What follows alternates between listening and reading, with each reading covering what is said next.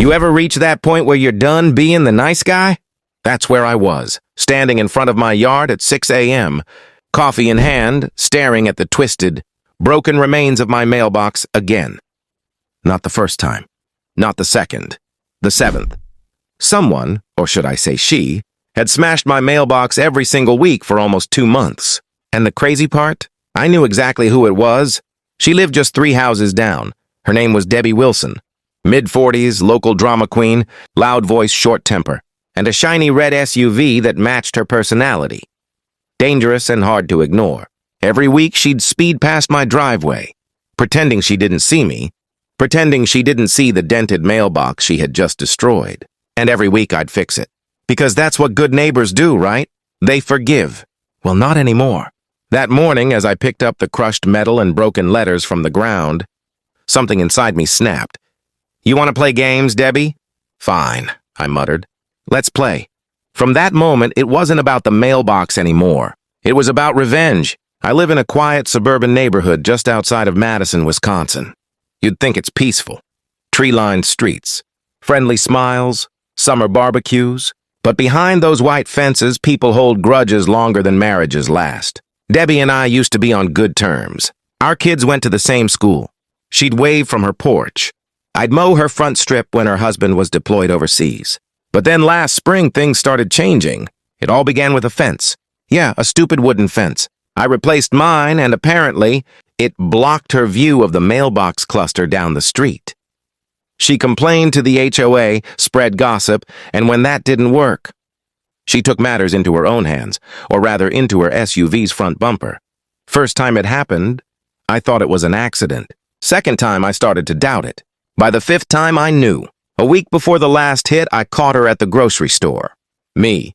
Hey, Debbie, did you maybe notice someone hitting my mailbox lately? Debbie, smirking. Oh, I've noticed something, all right. Maybe you should put it somewhere safer. Me. You mean, like on Mars? Debbie. Wherever people don't get in the way. That smirk? I swear it burned into my brain. That's when I decided to end it, once and for all. That night, I went online and ordered 3 steel plates, a heavy-duty post, and enough concrete to anchor a bunker. If she wanted to crash into something, I'd give her something worth crashing into. Over the next few days, I worked in silence. My neighbors peeked through their curtains as I drilled, welded, and poured. Sweat dripped from my forehead. Sparks flew in the night. By the time I was done, my mailbox wasn't just strong. It looked like something the U.S. Army would use to deflect tank shells. Try hitting this, Debbie, I whispered, patting the cold steel. And then I waited. It didn't take long. Friday night, same time, same route. Her red SUV came roaring down the street, music blasting. I watched from my porch, lights off, camera recording. My heart pounded so loud I could barely hear the engine. She swerved right toward my yard. I clenched my fists. And then, boom! A metallic crunch echoed through the night. Her SUV jerked backward, headlights flickering. Steam rose from her hood. I couldn't help it. I laughed. Looks like steel beats plastic, I said under my breath. She stumbled out of the car, cursing. When she saw me standing there with a flashlight, her face went pale. Debbie. What the hell did you do, Tom? Me. Fixed my mailbox. Debbie. You could have killed me. Me. You did that to yourself. The cops arrived a few minutes later. She tried to twist the story, play the victim, but I had everything on camera. As they cuffed her for property damage and reckless driving, she glared at me. And I swear that glare said, "This isn't over." But here's the thing. Neither was I. Because what happened next, what she did after that night, turned this from a neighborhood feud into something far darker. Last week, I thought the nightmare was finally over. Debbie got arrested, her car was totaled, and for once I could breathe again. But peace doesn't last long when you're dealing with someone who's lost their mind. Because just when I thought I'd won, she came back. And this time, she didn't want to destroy my mailbox. She wanted to destroy me. For the first few days after her arrest, my life was quiet again. Too quiet. No tire marks in front of my yard. No loud music blasting from that red SUV. Just birds, coffee, and calm mornings on the porch with my wife, Sarah. Sarah, softly. Feels nice, doesn't it? I mean, yeah, almost too nice. Deep down, I didn't trust it. People like Debbie don't disappear. They wait for a chance to hit harder next time. Still, I tried to move on. Fixed the lawn, painted the fence, even joked about making the mailbox hurricane-proof next. But peace can be a trap. It started one morning. I walked out to grab the mail and froze. There was a crushed soda can lying under my mailbox, with "Watch Your Back" scratched into the metal. At first, I thought maybe some kids were messing around. But then the next day, there was a dead bird placed neatly on top of my mailbox. And the day after that, a note taped to my front door. "You started this, Tom. Now I'll finish it."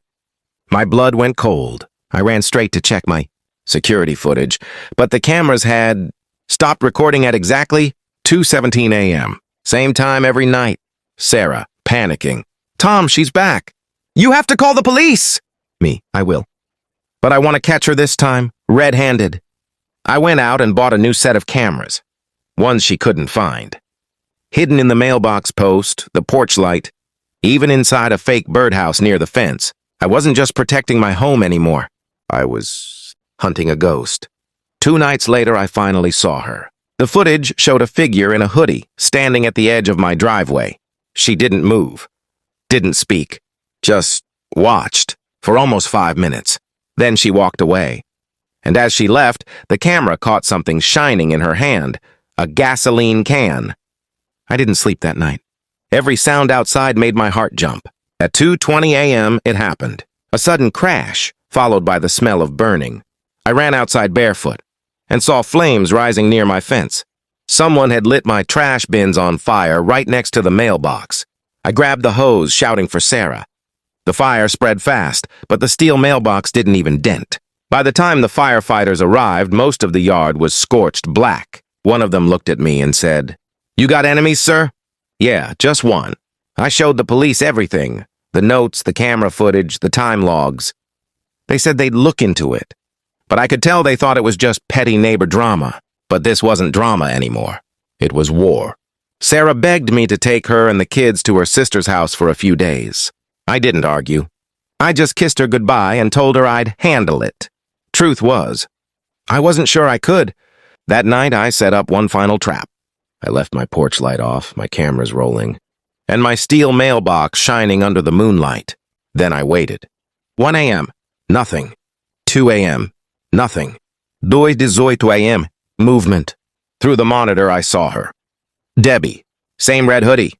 Same wild eyes. She was walking toward the mailbox with a crowbar in one hand and a gas can in the other. I hit record on my phone and whispered, "Got you."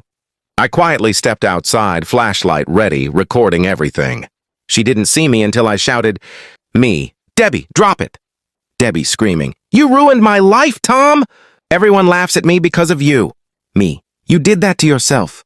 Debbie, "You think you can hide behind your metal box? Let's see if it burns as easy as your house." She splashed gasoline across the yard and lit a match. I lunged forward and knocked it from her hand. It fell, sparks flying everywhere. We both stumbled. She grabbed the crowbar and swung it at me. It missed my head by inches, hitting the steel post instead. The clang echoed through the night like a gunshot. Within seconds, red and blue lights flashed down the street. The 911 dispatcher had traced my call from earlier. 2 officers tackled her before she could run.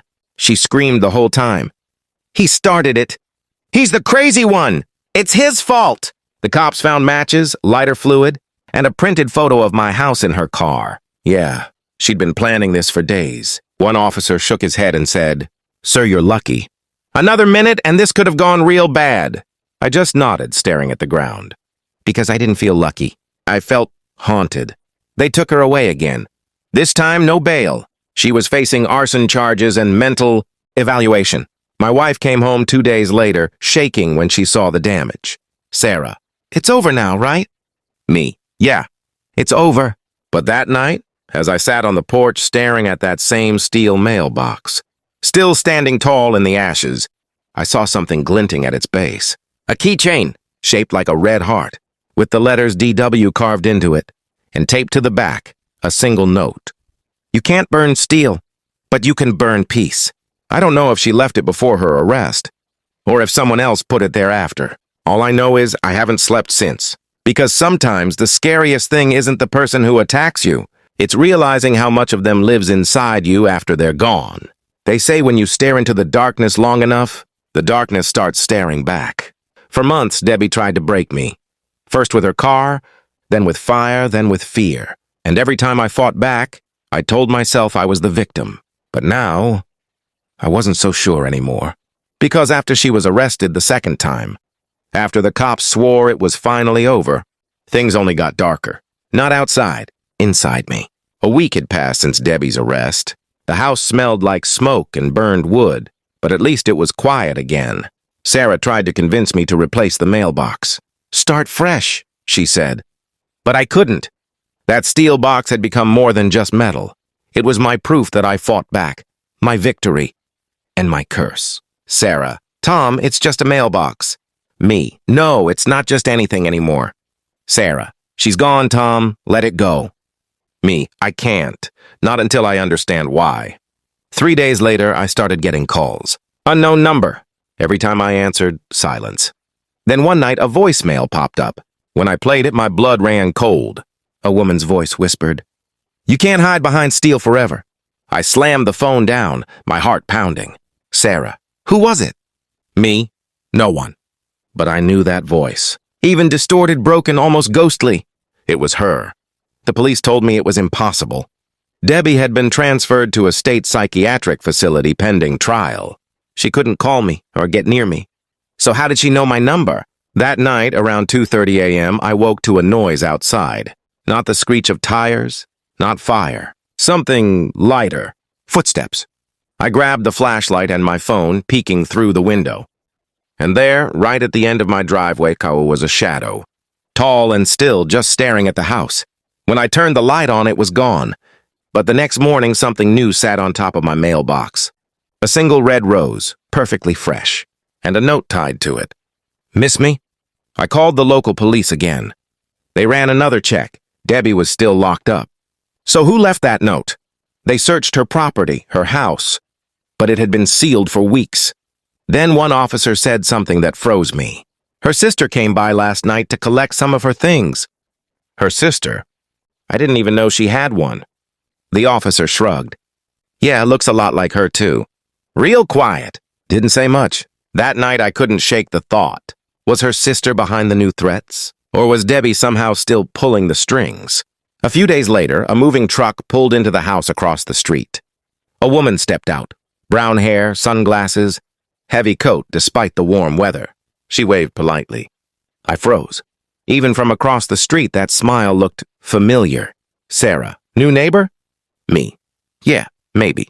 Her name, according to the mailbox label, was Diana Wells, D.W., the same initials from that keychain I'd found buried near my yard. Coincidence? No chance. That night I sat on the porch staring across the street.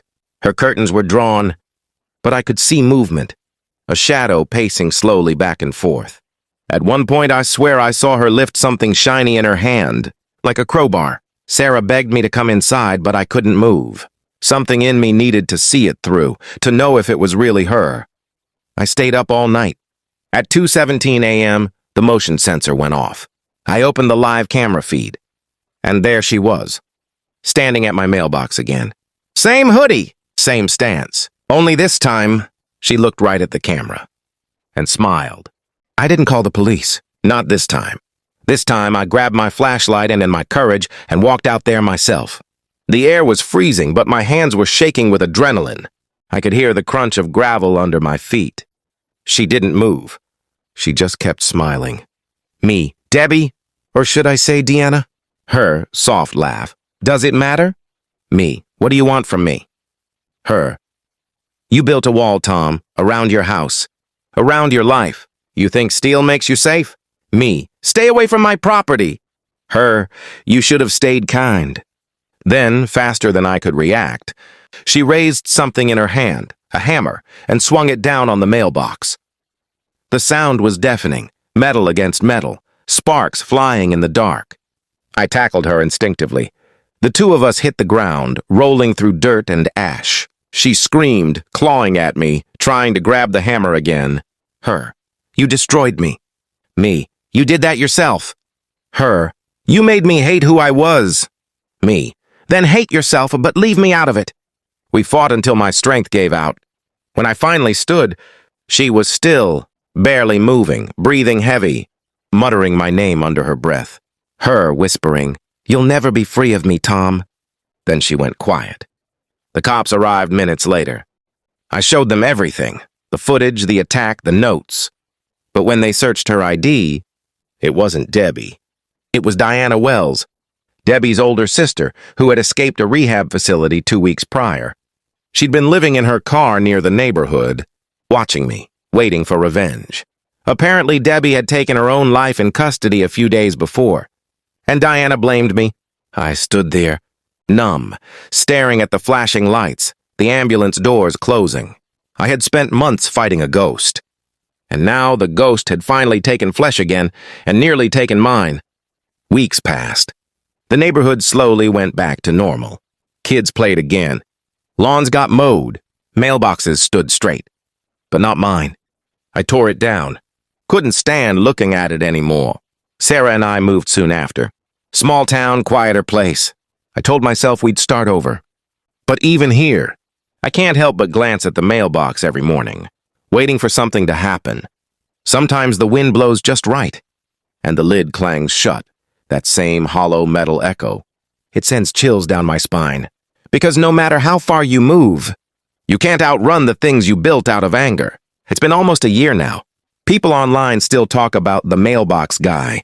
Some call me a legend. Some say I went too far. But here's what they don't understand. Revenge doesn't end when the other person loses. It ends when you do. I built that steel mailbox to protect myself. But in doing so, I built a wall that turned me into someone I barely recognized. Sometimes late at night, I replay it all, and the crashes, the fire, the screams. And I wonder, if I'd just forgiven her the first time, would any of this have happened? Maybe, maybe not. All I know is when you choose revenge, you don't just build steel around your home. You build it around your heart. I stood outside this morning, looking at my new mailbox. Plain wood, nothing fancy. A gentle breeze moved through the yard. And for the first time in a long time, I smiled. Until I looked closer. There at the bottom of the post, carved in faint letters, 3 little words that made my blood run cold. Miss me yet? If this story gave you chills, you're not alone. Hit that like button, share this story, and subscribe. Because sometimes the scariest monsters aren't the ones outside your house. They're the ones you create yourself.